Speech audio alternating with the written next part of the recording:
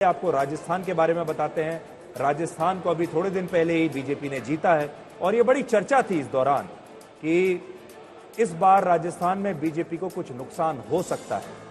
तो देखते हैं कि इस बार बीजेपी को कुछ नुकसान हुआ है या नहीं। पिछली बार 25 में से 25 सीटें जीती थी बीजेपी ने, लेकिन इस बार देखते हैं। अंजना, बिल्कुल, पिछली बार 24 सीटें बीजेपी और एक आरएलपी ने जीती थी। इस बार क्या वो एनडीए ने पूरी 25 में से 25 दी। तो चलिए एनडीए का वोट परसेंटेज ये मैं आपके लिए दबाती हूँ।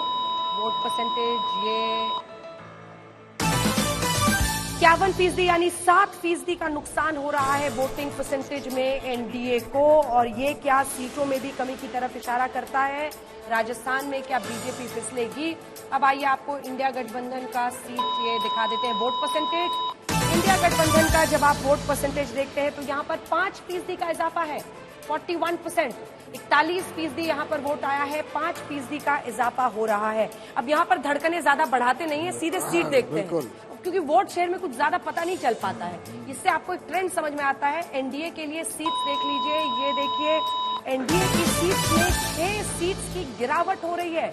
16 से 19 सीटें, जो सभी की सभी 25 सीटें लड़ती हुई बीजेपी उनका पूरा गठबंधन था, यहाँ पर 6 सीटों का नुकसान है। और क्या वही इंडिया गठबंधन को फायदा होता हुआ दिख रहा है? इस बार कांग्रेस, सीपीआईएम, आरएलपी तीनों साथ लड़ रहे हैं। 5 से 7 सीटें यानी 5 सीटों का सीधा फायदा होता हुआ दिख रहा है। क्या राजस्थान में अगर यही अनुमान नतीजों में तब्दील होते हैं तो इसका सबसे बड़ा टेक अवे ये होगा कि राजस्थान में बीजेपी को कांग्रेस पार्टी विधानसभा चुनाव हारने के बाद लोकसभा में अच्छे तरीके से चैलेंज कर पा रही है।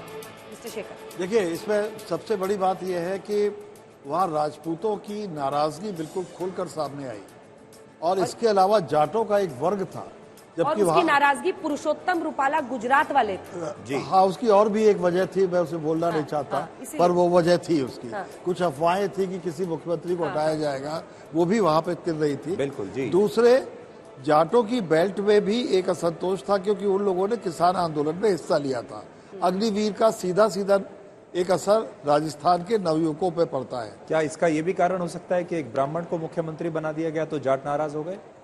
मुझे ये इसलिए नहीं लगता है कि वहां पर शिवचरण माथुर भी एक बार मुख्यमंत्री बन गए थे, तो वहां पर तो एक वैरायटी है, और एक अति पिछड़ी जाति का व्यक्ति वहां का सबसे बड़ा कांग्रेस लीडर है। तो मुझे ऐसा लगता है कि हमें उस खाने में नहीं देखना चाहिए।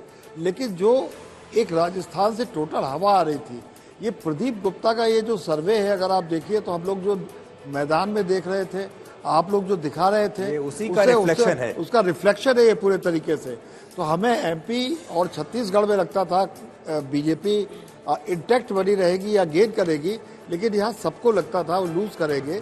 अब जो अंजना ने अभी आंकड़ा दिखाया, तो 6 से 9 सीटों का नुकसान होता है, तो ये बड़ा नुकसान। इससे देखिए एक बात पता चलती है अंजना, कि आमतौर पर जब चर्चाएं होती हैं चुनाव के दौरान, आम जनता चर्चा करती है चाय की दुकान पर एक दूसरे से।